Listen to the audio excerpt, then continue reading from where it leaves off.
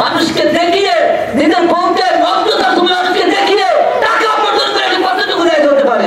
আল্লাহ রাসূল সাল্লাল্লাহু আলাইহি ওয়াসাল্লামের তরিকা অনুযায়ী কখনো এটা জায়েজ হতে পারে না, ঠিক কি না? ভাইরা আমার, আমাদের সচেতন থাকতে হবে।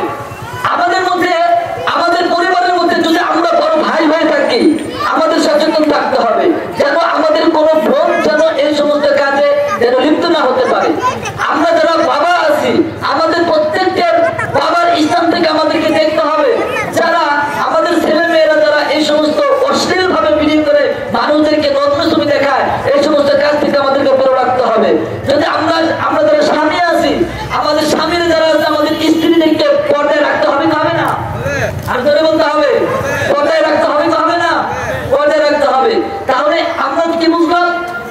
প্রত্যেকটা নারীদের 4টা গার্ডিয়ান থাকে। কয়জন? 4 জন। প্রথমে তার বাবা, যদি তার বাবা না থাকে তাহলে কে? তার বড় ভাই। যদি তার বড় ভাই না থাকে এবং তার স্বামীর বাড়িতে যদি কোনো মহিলা চলে যায়, তারপর থেকে তার স্বামীর দায়িত্ব, ঠিক কিনা? স্বামী যদি কোনো বিদেশ অথবা কোনো জায়গায় যদি কোনো কাজে ব্যস্ত থাকে তাহলে কে দেখাশোনার দায়িত্ব? তার বড় ছেলে। তাহলে একটা মেয়ের জন্য যদি 4 জন পুরুষ যদি জাহান্নামে যায়, তাহলে আপনারাই বলুন ওই জাহান্নামের বেশি মানুষ পুরুষ থাকবে না মহিলারা থাকবে? হিসাবে কিন্তু বেশি পুরুষই থাকার কথা, কিন্তু আল্লাহ রাসূল সাল্লাল্লাহু আলাইহি ওয়াসাল্লাম মেরাজের মধ্যে যায় দেখেন মহিলারাই বেশি জাহান্নামী। কারণ একটা কারণ, সেটা হলো তারা অকৃতজ্ঞতা করতে বেশি ভালোবাসে। আপনারা দেখবেন যারা আপনারা বিবাহ শাদী করেছেন 60 বছর 70 বছর হয়ে গেছে, আমরা 30 বছর অনেক কষ্ট করে মেহনত করে সংসার চালাই, কাপড় দিয়ে ভাত দেয়, ঠিক কিনা? কিন্তু একদিন যদি খালি কাপড়ের কালারটা যদি লাল না হয়ে যদি নীল হয়ে যায়, 12টা বাজে কিনা? বলে কি সঙ্গে সঙ্গে বলে থাকে আমার জীবনটাই তেজপাতা, ঠিক কিনা? এই যে অকৃতজ্ঞতা সে করলো, এটা কি রাসূল সাল্লাল্লাহু আলাইহি ওয়াসাল্লামের তরিকা মতো আছে? এই জন্য মহিলারা বেশি কোথায় যাবে? জাহান্নামে যাবে। এবার আমার বলতেছিলাম আল্লাহ রাব্বুল আলামিন দুনিয়ার বুকে যত মানুষ আছে, যত জীবজন্তু আছে, যত মানুষ আছে গো, আল্লাহ রাব্বুল আলামিন দুনিয়ার বুকে সমস্ত মানুষদের জীবিকার জন্য আল্লাহ রাব্বুল আলামিন নির্ধারণ করে দিয়েছে।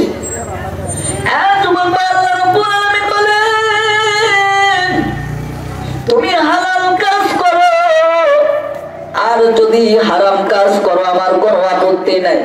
আমি আল্লাহ যেহেতু তোমাকে দুনিয়ার বুকে পাঠিয়েছি, আমার দায়িত্ব তোমাকে লালন পালন করা, ঠিক কিনা?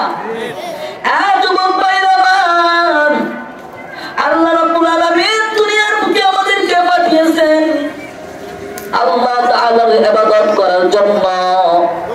আমি আপনি যদি এখন আল্লাহ রাব্বুল আলামিন মানুষদের জন্য রিজিক ব্যবস্থা করে দিয়েছেন, এই বান্দারে তুমি এখন জান্নাতি, তুমি জান্নাতের পথ অবলম্বন করে তুমি রিজিক উপার্জন করবা নাকি জাহান্নামের পথ অবলম্বন করে তুমি রিজিক উপার্জন করবা, এটা তোমার বিবেকের কাছে আমি দিয়ে দিলাম।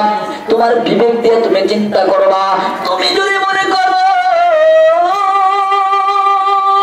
আমার ঘরের স্ত্রীকে হাজার হাজার মানুষদেরকে দেখাইয়া আমি লক্ষ লক্ষ টাকা ইনকাম করব, তুমি যদি মনে করো আমি সুদের ব্যবসার মধ্যে টাকা লাগাইয়া আমি লক্ষ লক্ষ টাকা উপার্জন করব, তুমি যদি মনে করো খারাপ কাজে কাজ করিয়া আমি টাকা উপার্জন করব,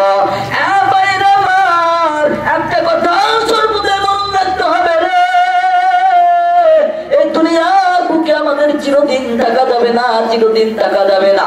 দুনিয়ার বুকে এখন আছি, দুনিয়ার বুকে যখন তখন আমাদেরকে দুনিয়া থেকে যেতে হবে। এ ভাইয়ের আমার পায়ে হাত দিয়ে বলে দিয়ে যায়, পায়ে হাত দিয়ে বলে দিয়ে যায় আল্লাহ রাব্বুল আলামিন দুনিয়ার বুকে আমাদেরকে পাঠিয়েছেন, যতটুকু চেষ্টা করব আমরা হালাল উপার্জন করব। কে কে রাজি আছেন? আল্লাহু আকবার। আমরা চেষ্টা করতে কোনো অসুবিধা আছে?